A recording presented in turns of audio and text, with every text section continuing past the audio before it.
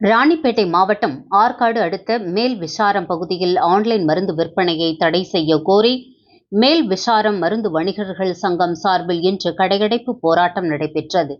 மேல் விசாரம் மருந்து வணிகர்கள் சங்க தலைவர் எஸ். அப்துல் பாரி தலைமையில் நடைபெற்ற இந்த போராட்டத்தில் மேல் விசாரம் பகுதியில் உள்ள 28 மருந்து கடைகளும் முழுமையாக அடைக்கப்பட்டு வணிகர்கள் போராட்டத்தில் ஈடுபட்டனர்.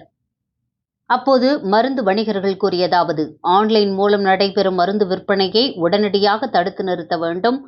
குறிப்பாக வலி நிவாரணி மற்றும் தூக்க மாத்திரைகள் எளிதில் கிடைப்பதால் இளம் தலைமுறையினர் தவறான பழக்கங்களுக்கு அடிமையாகும் அபாயம் அதிகரித்து வருகிறது.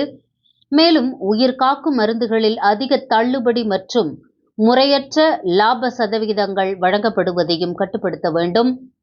போலி மருந்து விற்பனையை தடுக்க அரசு கடும் நடவடிக்கை எடுக்க வேண்டும்.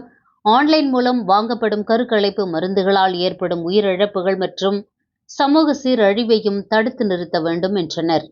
இந்த கடையடைப்பு போராட்டத்தில் மேல் விசாரம் மருந்து வணிகர்கள் சங்க நிர்வாகிகள், உறுப்பினர்கள் உள்ளிட்ட 30க்கும் மேற்பட்டோர் கலந்து கொண்டனர்.